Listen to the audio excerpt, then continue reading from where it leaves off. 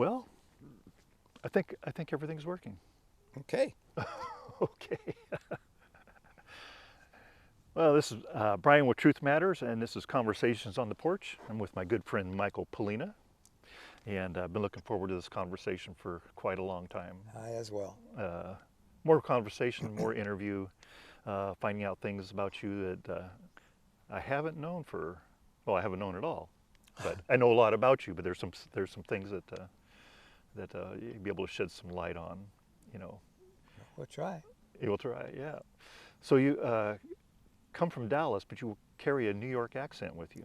Right. Born in New York City and Manhattan, Greenwich Village to be more precise, and left New York after I joined the military in '69 and went into the service, joined the U.S. Navy, and never looked back. Yeah, You know, I made my father a promise to not move back to New York City because he didn't want his newborn grandson to be raised there with all the problems that were going on there at this Right. time. Things were in big change, and he had the foresight to say, Michael, please don't come back to New York City, though I'll miss you. So we didn't. We moved to, my wife and I moved to her hometown in a little place called Esteline, Texas. And prior to us getting married, it was population, I believe it was 299. We got married, it went to 300, and then my son 301, if I recall that correctly. So it was that's a small town. small town. Cotton was the big commerce, cattle, some horse ranches, a lot of maize. And I got to experience a whole different world Yeah. from New York City, though I was afforded the opportunity as growing up to every summer my family sent me out of New York City, and I would go to upstate New York, upper New Jersey. I would go to summer camps, and I got to see an awful lot of countryside, and that made me fall in love with everything you see Yeah. behind us. Yep. Absolutely. And It's not the big city anymore. no, I'm glad we left it too. it's not. It's the deer and the elk and the bears and raccoons running around Yeah, us. this is where God called Jody and I, and we love it here. Yep. Yep. Uh, you told me about your family's more colorful side. Yes. Well, my last name is Pollina, and on my father's side of the family, we come from Pollina, Sicily. My mother comes from basically Palermo. Actually, it was a little suburb of Palermo, and I can't remember the name of it, but we're all 100% Sicilian. So, you know, that comes with a lot of Connotations to it. yes, of background, though my family, my immediate family did everything they could to avoid that side of the family. My father warned me. I didn't listen too much. As a little kid, I kind of got in trouble. There was a deal. Some of your listeners might recall some of these things if they're from the East Coast, and it was numbers running. Numbers running, yes. And my father told me to stay away from that. Well, one night, when I forget how old I was, 10, 11, I was getting undressed in the bedroom, and he walks in, and I was taking my pants off, and all these dollar bills fell out of my pocket. And my father knew exactly what I'd been doing, because you get paid in dollar bills because that's what the people put in the Right. bags that you're going around the neighborhoods collecting numbers for the try to win the lottery. Right. And boy, he knew exactly who I was doing this for, and it happened to be a family member. Yep. And my dad grabbed me, and immediately, I think this was like 9 o'clock at night, he grabbed me, took me down to the men's club where all the Goombas hung out, all the Guidos, and they were playing cards and stuff. And Dad took me down there, and walked in to. He was my father's cousin, but I called him Mr. Joe. And he took me up to Joe and he said, Joe, and he gave him the riot act and said, you stay away from my son. Yeah, yeah. And Mr. Joe said, no problem, Mike. You got it. Yep. And that was my downfall of claim to fame to be the first Donald Trump. You told me your mom was a singer, didn't she? My mom was a professional singer. Yeah. She sang with the big bands. She sang with people like the Dorsey brothers, Tom and Jimmy Dorsey. She sang with Vaughn Monroe, Glenn Miller, a number of people of the big bands when they would come into New York City. Yeah. And a lot of times they would perform at a club called the Roseland, which was a big dance hall in Manhattan. And all who's who Yeah. in the entertainment industry, society, would come there. So Mom, you know, she had a voice. She was 4'10", and she had a voice that you would hear her from here clear to the Rockies. And I was blessed with some of her talent, which cancer took away from me because of in my throat and Right. everything.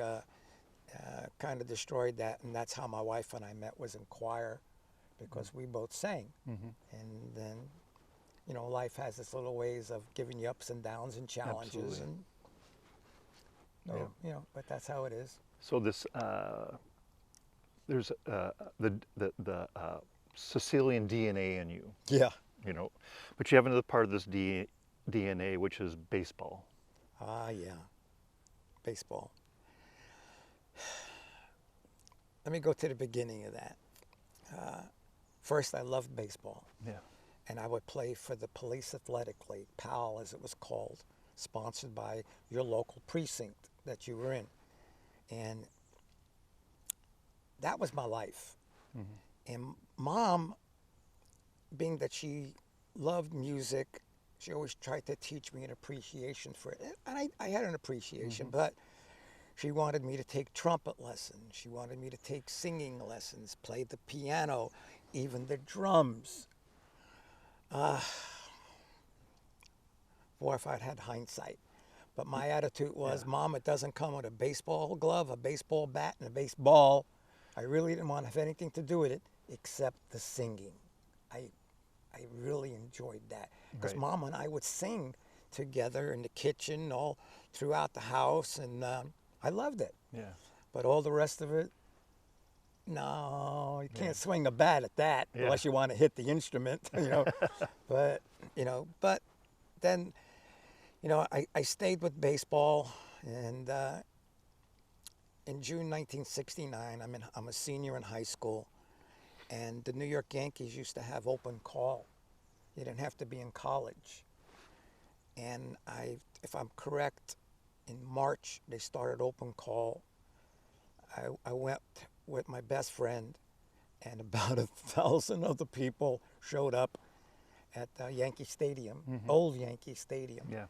And the first tryouts came and went. I got a call back for the second one. Like, wow. And we went from 1,000 down to like 250. Really? You know, wow. And big difference. And then, okay, I watching guys that I thought were phenomenal. I said, that, at least I had a shot, and I hit a ball in Yankee Stadium. Yeah.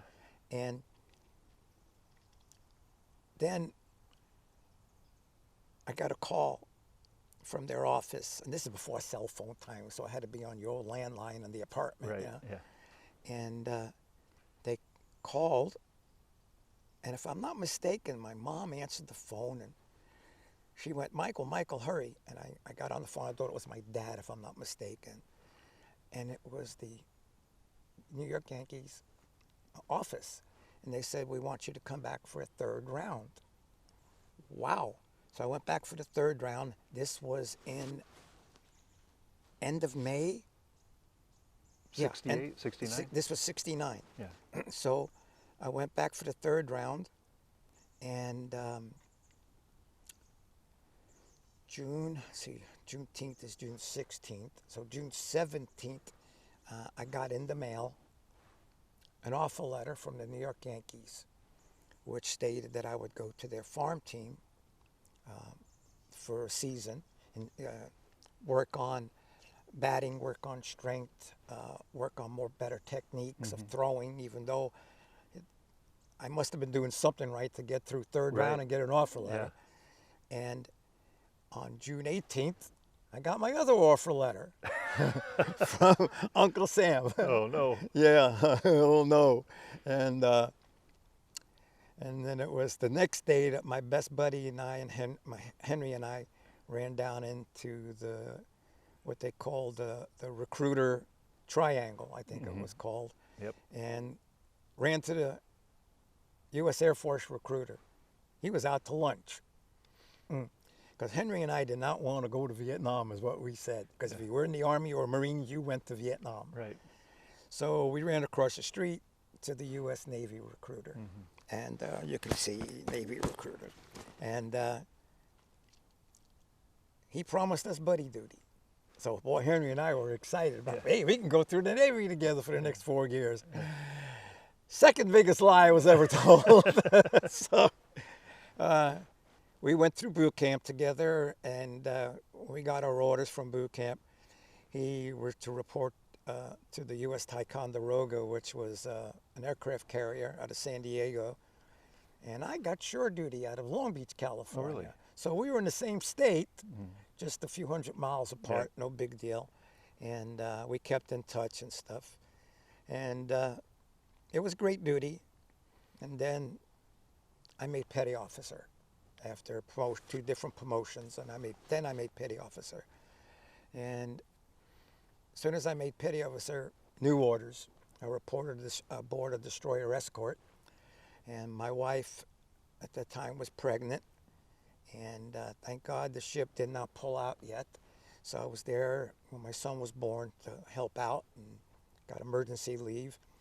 And then July, it was very early July of 71,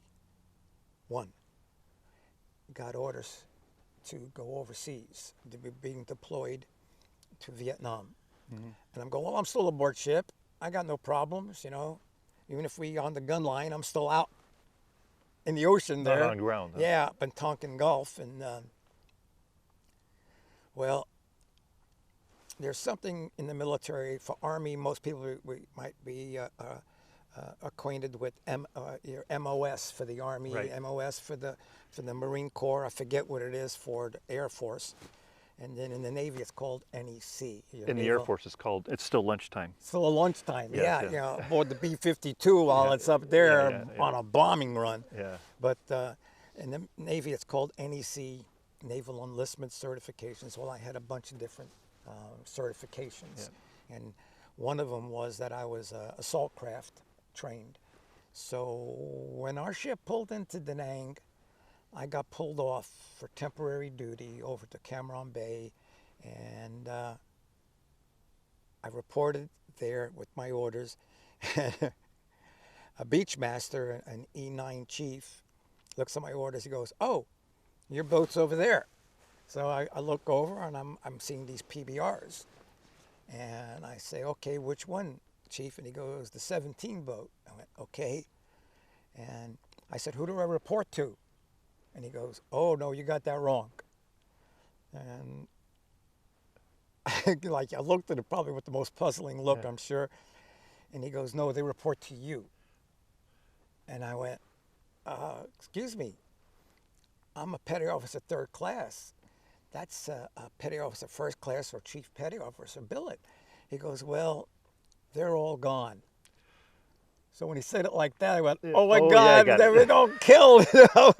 And he goes, "No, they've been discharged or got new orders to a new duty station." And I went, "Whew." So okay, and I got there and got aboard and got acquainted with the boat. And I asked him, I said, "Do I get a day or 3, to get acquainted with the boat? You know, its maneuverability." He goes, "You got about an hour, because you're going out within 2 hours because your mission is here." Really? So, holy cow.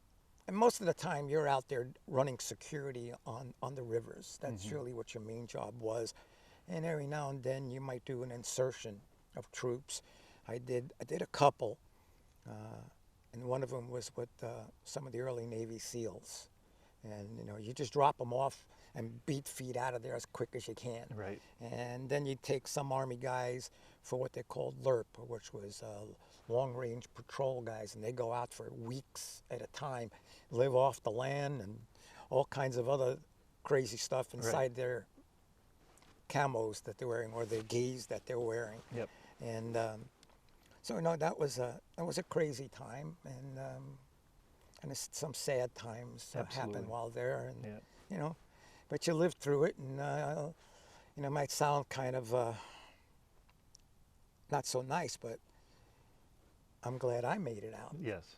And I feel bad for those that I knew that didn't, and but the Lord had a plan for me that I never realized until many years later, that He started revealing the miracles in my life that as a young kid I didn't recognize. Right. And no, they were. And then the things that happened to me after Vietnam, and again still didn't recognize, because I hadn't been saved yet, and I was raised in a Catholic household. And when I say raised, it was like it was part of your DNA. Right. But absolutely. none of my family went to church, which I never understood. Yet at my grandma and grandpa's 51st wedding anniversary, the house was full of people. Oh my gosh, hundreds. And some of those Guidos I was told to stay away from were there. They came in from Italy, they came from all over.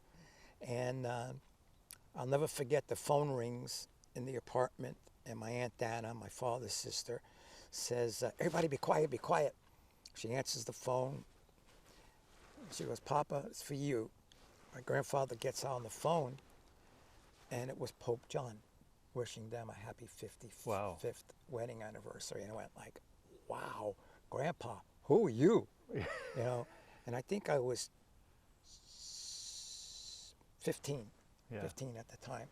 And that was quite an event. But, and then I still went through all my catechism, First Holy Communion, confirmation. It was after my confirmation. What happened there made me leave the Catholic Church. Yeah, I went through some of that also. Yeah. Right after confirmation.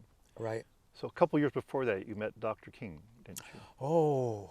Could you tell that story? I think I was 12, and we were playing, again, I'm playing for the Police Athletic League, and we're playing the city championship, and we're playing up in Harlem. And after the game was over, I think we won that game. Everybody's leaving, and I looked at the other end of the baseball fields, and there was a congregation of people, and standing around, there was a stage, and people up there talking. And for some reason, I felt drawn to go in there. I said, Dad, I want to go see it. So my pop took me there, and I wormed my way through all these giant people and got up to the front. My dad, I guess he just hung in the back. And I'm pretty much the only white-colored person up there, which is okay. I was raised in New York City, which is the big melting pot. Right. Never thought twice about it. Right. And got up, listened to this guy talking, and I was like mesmerized by him. And it was all over, and he steps down, he's greeting the people, and he walks up towards me, and I look up at him, and all I could say to the man was, thank you. Mm-hmm. And he looked at me, and he knelt down, and he put his hand on my shoulder, and he just like this, he goes, you are the future of this world. I went, thank you. You didn't know what that meant. I had no idea. So I got home with Dad and everything, and Pop was talking to me, and he goes, do you know who that man was? And I went, no. Yeah. He goes, that was Dr. Martin Luther King. I went, so? I didn't know who he was. Yeah. I just know what he said caused something to happen in my life. Mm-hmm. And as I correlated my life, as I look back, that's when the miracles of God speaking into my life started happening. Right. My heart opened up to something I didn't know about, but because I didn't deny it, because I didn't know about it, that openness started the ball rolling. I was in church one day confessing because I was a bad boy, and now they give you your go up to the altar, say your 50,000 Hail Marys, 22,000 Our Fathers, and whatever else, you know. And so I got through them as quick as I can, turned around, there's nobody in the church, just me. And this is a big church, 4 different rows of sections. So I walk right down the middle and I'm walking out, and then all of a sudden there's a man sitting about the second, third row from the end. And I walk by him, you know, don't talk to strangers. And the man goes, Michael. And that caught my attention because the only person that called me Michael was Mom and Dad. Everybody else was Mike or Mikey because my father was senior and I was junior. So it was like the little Joe of the Ponderosa, you know. And so he goes, Michael. And I stopped, I turned around, looked at him, and he reaches out and he goes, this is for you. It was a piece of fruit. And I look at him and I grab it and I turn around and I'm walking out. Oh, I forgot to say thank you. I only took one step. I turn around to say, there's nobody there.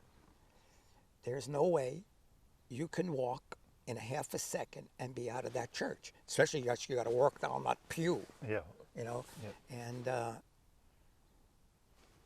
And I didn't understand it until many years later. This was my first encounter of an angel. At least I believe it, and I'll stand by it.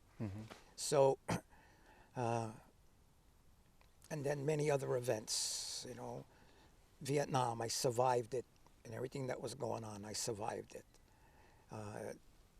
So there's another God's hand on my life because he had plans. And then, in what was it, 82, I accepted the Lord. And then Satan really started coming after me because I wasn't making his roll call no more. Yes. Yeah.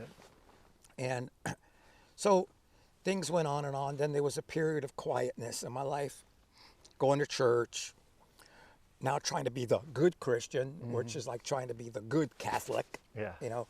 And again, I still had that works mentality, which there's nothing wrong, Right. because faith without works Right. is dead. So I got involved in everything. And I became a Sunday school teacher to the youth and then things like that. But I found I loved it. I found that it gave a different meaning to my life. Teaching? Teaching, yes. And I mean, at that time, I may have known this much, but I was trying to explain that much. Right. You know, but that's okay. I always took the stance that I might not be correct on this. Go look it up. Right. Right. So that went on for years, and then oh gosh, what was it? Things just kind of progressed on a slow climb. And then 2004, I had the heart attack. And they told my wife that I should have died on the street, but I didn't. And now I'm walking around with a perfectly good heart. Not a new heart, by man's standards, by a new heart, by what the Lord did for me. I backtrack a little bit.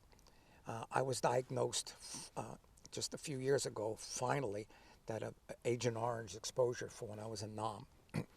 And, you know, that's the human route that we take to, this is why this went wrong, that's why this has gone wrong. We all know that the real reason it's gone wrong is because there's a guy in Revelations that has a job called kill, steal, and destroy, okay? And that's what he kept trying to do. So, okay, so the diabetes was diagnosed around 97, no, excuse me, 99, and then 2004 the heart attack, then 2011 I had cancer, and they diagnosed that at the VA hospital as stage 4, not treatable, and we didn't want to believe that. Right. So opportunity came up for go get another outside consultation from a monster cancer institute, and they came back and said, we don't agree with that. We believe that we can get you cured, or believe that we can get you taken care of, I think is the words they used. And they put me on an extremely aggressive program. I was going in for radiation 2 times a day, early morning Wow. and later in the evening, chemo about every other day. And it took its toll on me, but I never missed a day of work. And after my urologist turned around after he did his examination, looked at me, I was out of a, oh boy, my wife will correct me on this. I want to say I think it was a 15-week program. I was there for 6 weeks, and he looked at me after checking me and sticking his hand down my throat, this and that, and he says to me, he goes, buddy, it's gone. Wow. So I said, the first thing that came to mind was, I'm in recession? He goes, no, it's gone. There's no trace of it except for the burn mark from radiation. He says, it's gone. So they give you that test. I forget what it's called, and because I go, confirmation, it's gone. So God's working on my life again. Yeah. And but Satan doesn't always let go of you. Yeah. And it was 3 days later, because I had lost quite a bit of weight during the treatment, but not as much as I was going to then lose because of Satan's attack back on my life. Mona had to rush me to the hospital. I think it was 2 days or 3 days later. I was severe dehydration, severe malnutrition because I couldn't eat, couldn't get nothing down my throat. Right. And so when she got me to the emergency room, they were, whatever they did, they checked me out and this and that. I was not coherent. I don't remember anything that happened in that time period. The doctor came out and told her, if you would have waited 30 more minutes, he would have died. The Lord stole me back again. You know? So God is good. But I lived in hell for a little while longer, and I went from like 100, I was 261 pounds, and I looked like a beach ball.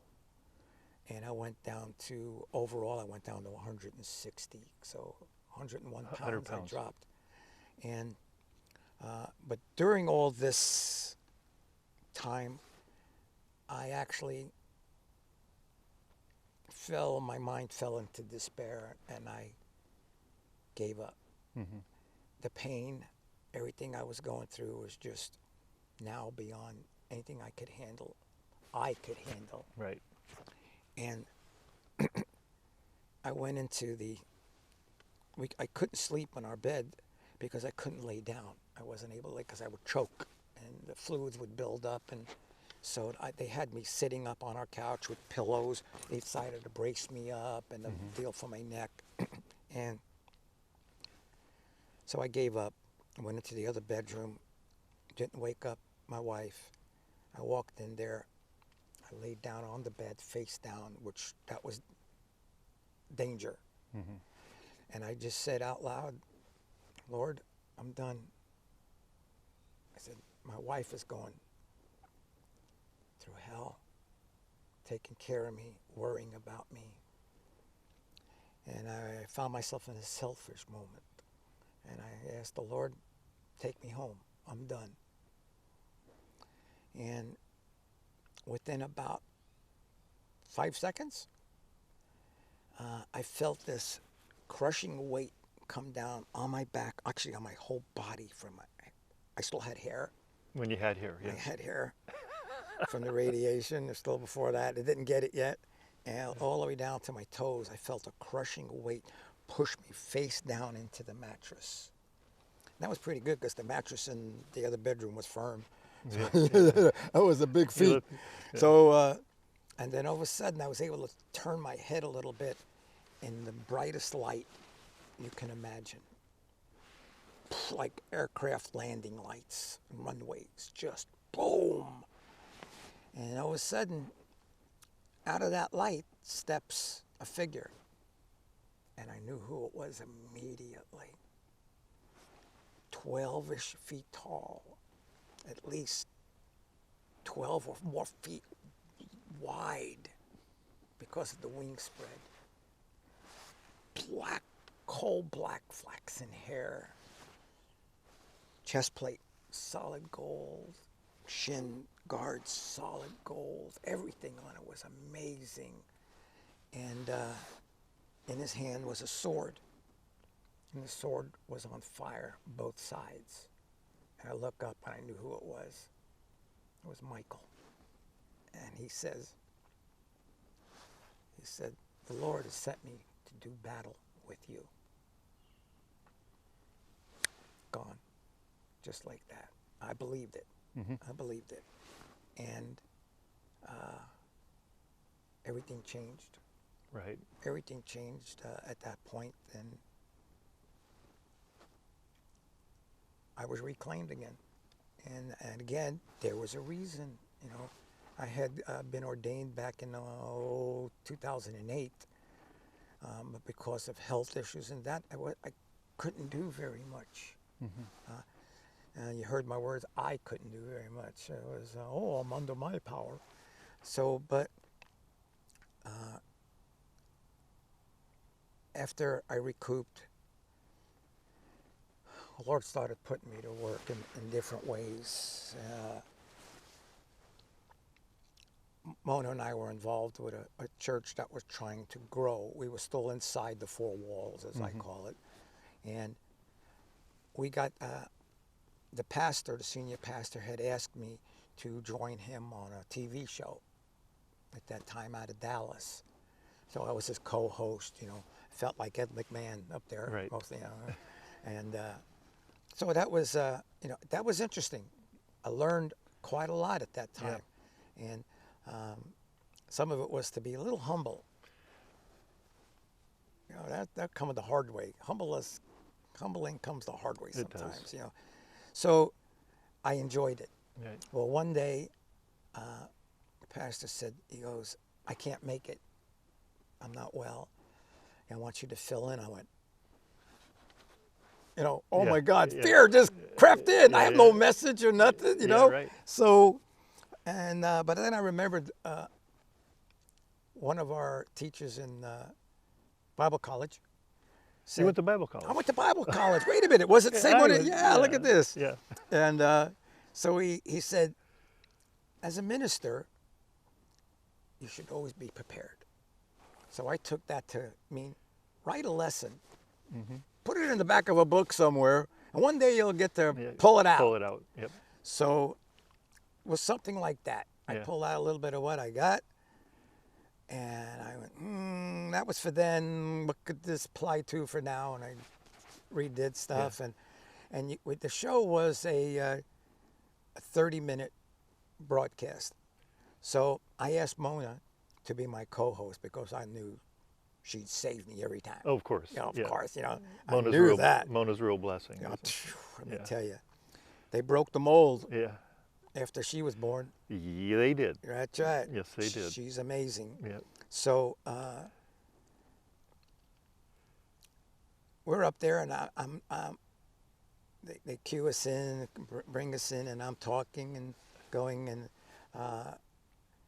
I'm watching the clock, your broadcast time, And I'm looking at the lesson I'm giving out and talking, and I'm talking to the people about what the Lord's given me on. Right then and there, the Lord's giving me words of knowledge for people that I don't know if you're out there, Yeah.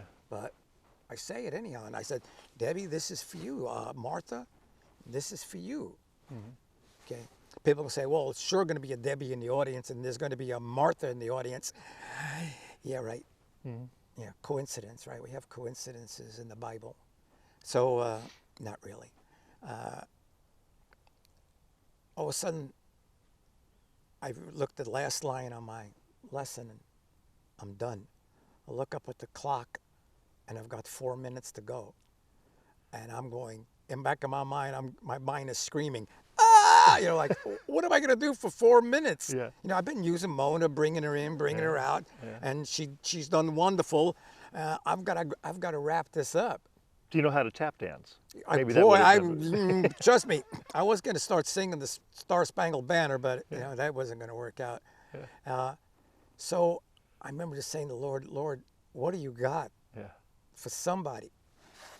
Here it came. And I just started spewing out other stuff. Okay, the show, you know, we get faded out. Everything's all done.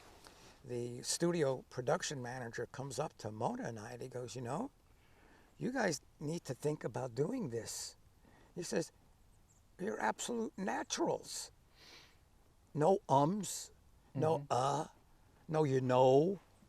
And it worked great. But the pastor came back, and I was with him with the rest of it, which was fine by me, because it was, I think it was $900, a 30-minute segment. You know, we don't have that. So that ended our TV career. Yeah, went by. You know, so. So you went on to the Dallas Police Department after Yes. From there, I got involved with the Victim Relief Ministries. Yeah. They're a chaplain's corps.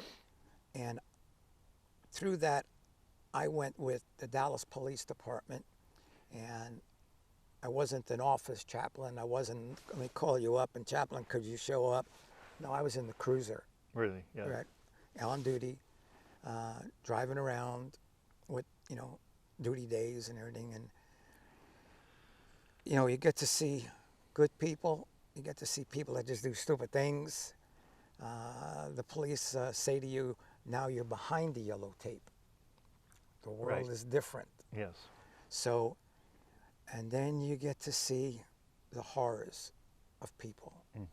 You know, you think you saw horrors in the war, but that's from two governments, two ways of believing that hate each other. But when you see families that out of the blue do things that are horrific, you got to question, you know. And it makes me think I can't wait to get up there and see Adam, because I'm going to have a stern talk with him. But you know, I got to see some horrific stuff. Yeah. Did some good things in helping people, especially during suicides. Right. Those are so hard on the families. And as you well know, the first thing you learn when you go to chaplain school is the first thing you ask is not, are you saved? Not, you know God? Or can I pray for you? First thing you ask is, what can I do for you now? Right now. It could be a glass of water. It could be getting a sandwich, peanut butter sandwich made for the kids or something, you know. You're there to serve, not ask. Right. And absolutely. So, you know, it was a great time. I thoroughly enjoyed it. And then, as in all good things, they come to an end, and I moved on. Eventually, Mona and I were assistant pastors at a church, and the church was an all-black church, and they were from Sri Lanka,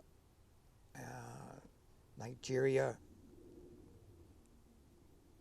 and I really loved being there, but I think to the fact that here's my first position, and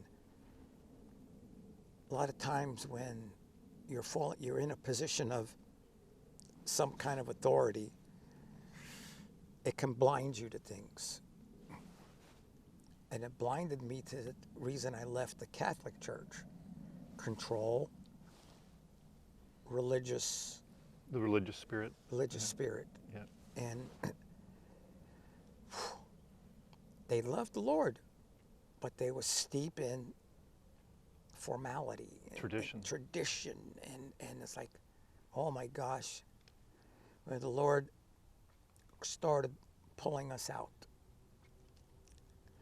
And he said, I'll give you 2 weeks to leave. I didn't want to leave. And he started making it more difficult, and then I realized he had taken us out of 2 other churches, and he made it very difficult on me because I was stubborn. Very difficult. And he had to knock me down to my knees, literally knock me down to my knees one of the times. And the second time, he put me into a state of unbelievable shaking, pain again. And when I acquiesced to his will, not mine, everything Things stopped happened. immediately. Absolutely. And things happened.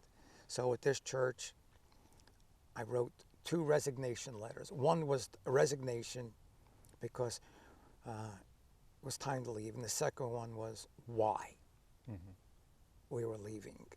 And I told him, I said, here's my resignation letter. If you'd like to know why, then read it tonight or whatever, or tear it up and throw it away. Which he did read it, because I spoke to him like a month later, and he understood. But they didn't change.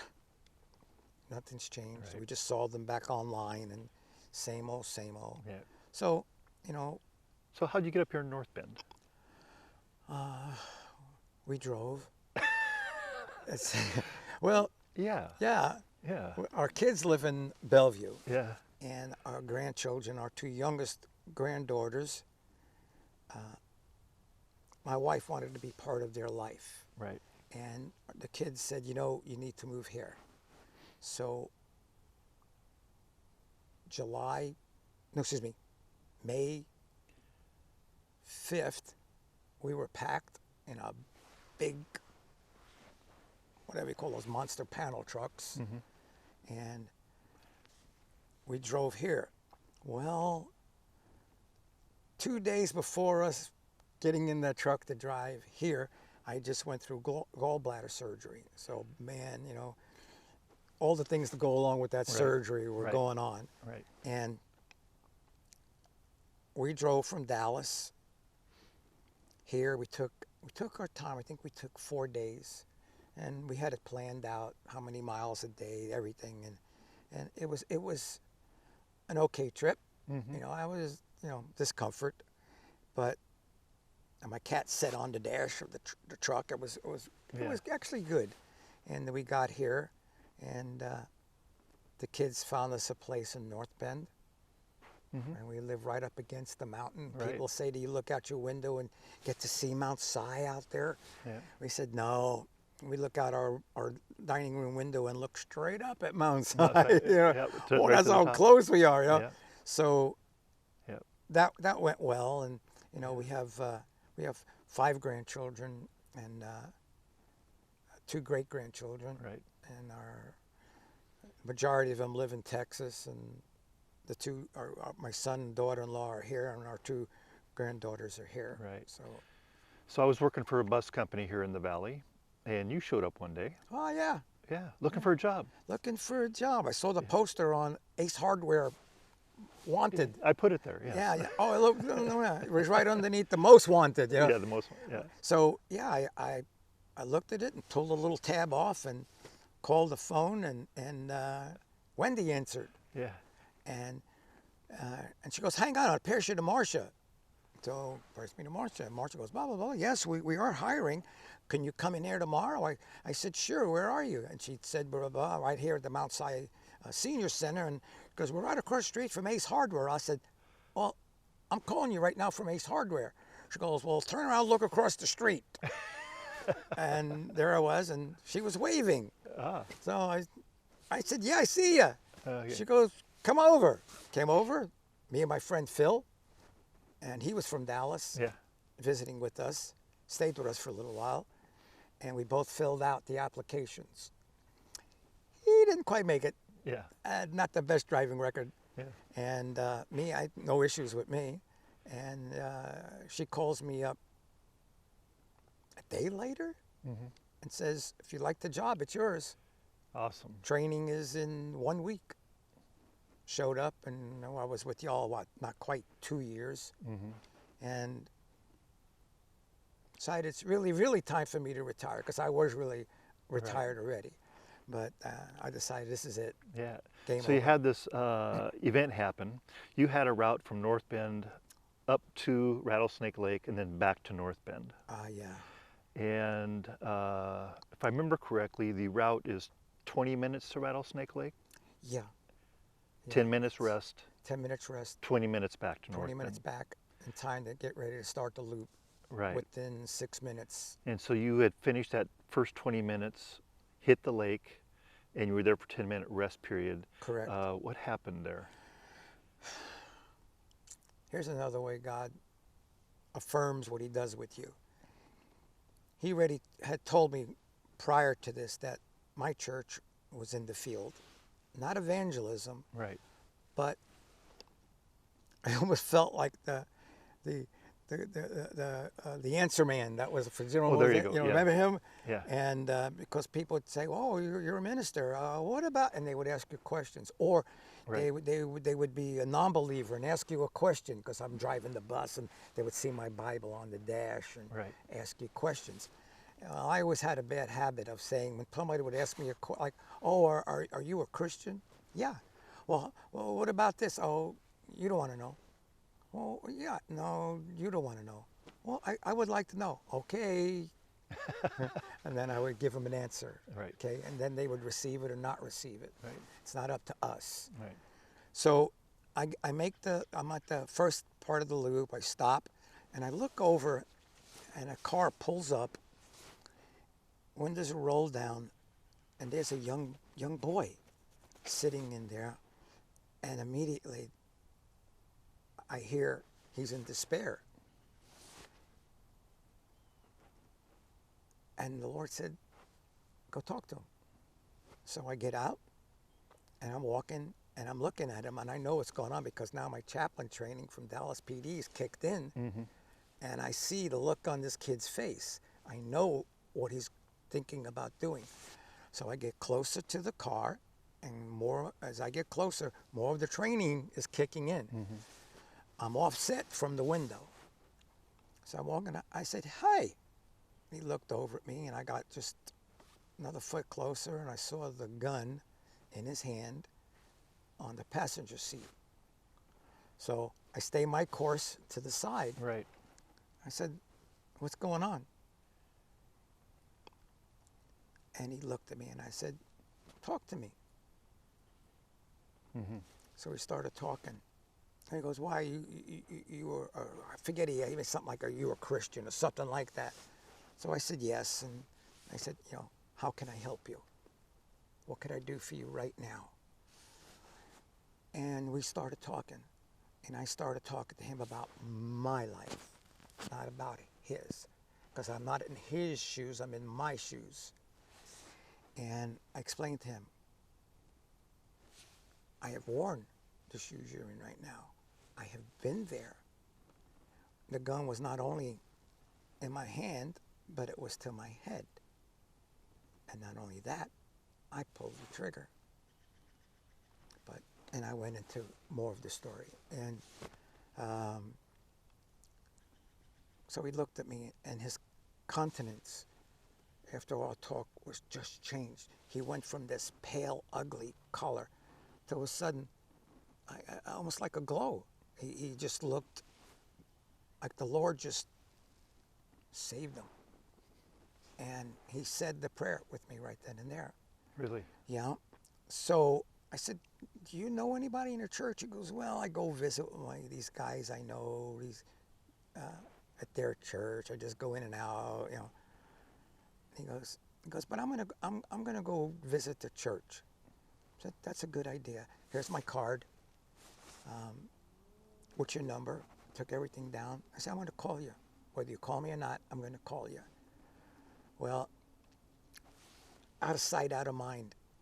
And on the second day, oh, here's the best part. I look at my watch and I'm going, oh my gosh, I am 30 minutes behind schedule. That puts you at 10 to the hour. Yeah. Yeah. And I'm going, oh Lord, I'm going to get fired. So I say goodbye. The young man's pulling around. I'm going down Cedar Falls Road. I pull into my next community that I got to stop in. Right. I get there, I pull back out, I'm back on the road, I'm going through, now I'm heading back into North Bend, and oh man, and I'm saying, Lord, help. I pull into stop number 1, which is where you originate. Right. I look at my watch, and I'm right on time for my 5-minute layover. So I can go do a couple of things real quick, you know, and come back. And I'm like, this is That was a miracle. that was a miracle. It was a Jericho moment. Yeah. You know, that sun didn't set. And like, wow, how he just attests to you in ways you just, really? You know, but you recognize it, Yeah. which was good. So that I Right. learned that lesson. Right. So I didn't get in trouble. And 2 days later, I get a phone call. He goes, Michael, this is, oh God, I forgot his name, sorry. And he goes, I just want to let you know, I got back to the church, and the next day I came back again, and 2 of my friends were leaving. And he goes, and he went up to them, started talking. He said, I was talking to them about you and the encounter. And he goes, it's changed my life. And he said, his 2 friends just sat there and they couldn't move. And then he said, they had sad eyes for a minute, and they said, we just made a suicide pact. We were going to kill each other at some lake. Mm-hmm. And he says, we're not going to now. And they formally joined the youth program. All right. And those 2 accepted Christ through him. Amazing. And so 1 turns into 1,000, 1,000 turn into 10,000. Yeah. You know, so that's another miracle. Yeah. Amazing. Yep. Amazing. Yep. In the short amount of time we have left, what are you doing today? What am I doing today? We're going back home, Going back home. packing our bags. We're going to Leavenworth, Washington for 3 days. But I know you have an intent with that I have a question. intent, Give me yeah. a hint. After leaving driving, you became post commander of the Right. American Legion. I belong to the American Legion. I'm the Yeah. commander of the post at Post 79 in Snoqualmie. Yeah. Officially, we're the Renton Pickering Post 79 American Legion post. And we're a veterans organization, which you're proudly a member of. Right. And our job is to support veterans, both in crisis, both in just, I'm homeless, I'm hungry, I need food for my family, I need help. How do I file? How do I get to the VA? How do I sign up? I'm been exposed to what I believe is to fumes, toxic fumes, when I was in Iraq or Kuwait, and I don't know what to do. Well, we have a service officer. His job is to assist you on the proper forms, things like that, to get you in the right direction to go to the people who now will take the claim into the VA and get it processed and looked at and evaluated. I tell people, they say, well, there's nothing wrong with me, these young people. There's nothing wrong with me. I've got all my hands, I got all my fingers, all my toes, all my legs, I can see.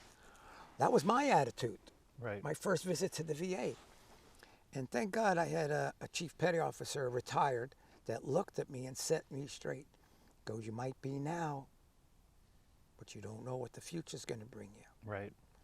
And he informed me of how Congress set money aside for each veteran that said, I swear, and went into the service. And so I got some benefits that I go Right. and, you know, still had to make a copay, things like that. And then in 97, the real issues. Now I got discharged in 73. I was exposed to Agent Orange in 71 while I was over in Nam, and literally got drenched in it. And then in 97, the diabetes started. 98 confirmed. 2004, the heart attack. All the little crazy things that were Right. going on in my system. 2011, the cancer. And my eyesight, hearing loss from artillery. And as you well know, when those 50 cals go off, we didn't have hearing aids Yes, that's right. or peer plugs or anything back in them days. All Yeah. you did was you stuck a cigarette, end of a cigarette cigarette butt butt in your- in your ears, like, oh, that really works. Yeah. But so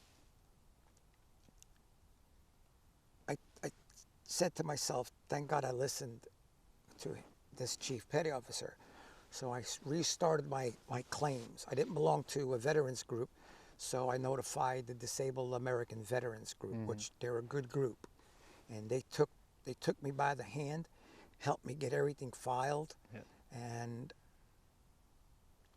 it took, when Donald Trump, President Trump, and Congress took advantage of something that I hate to give him credit, but Obama put in place.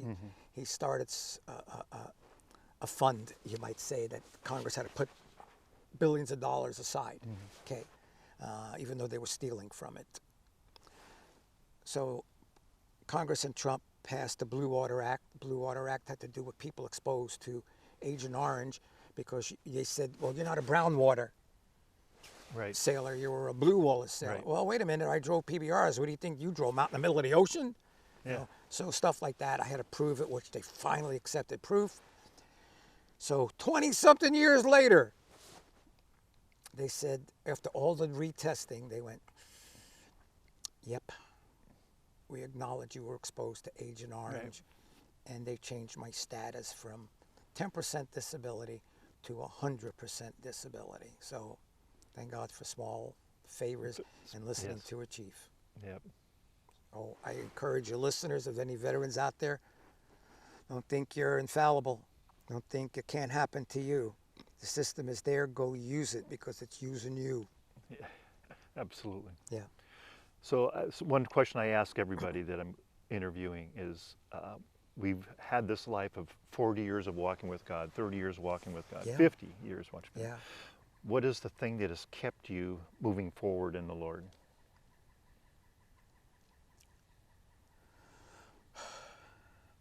I've had to think that so many different times in so many ways. You know, we could go, it's easy for us to say God is good all the time. We hear that Right. all the time. Yep. But when I say it's the fear of God, I don't mean I'm scared of him. Right. I use it in the sense of not knowing him, not understanding his reverence, not understanding his righteousness, that it's something I can never obtain on my own. And that's why we're saved through grace, because I can't earn it. Go back in my old days. Yes. Oh, you can earn it by being a good dad, this and that. Well, you know what I'm talking about.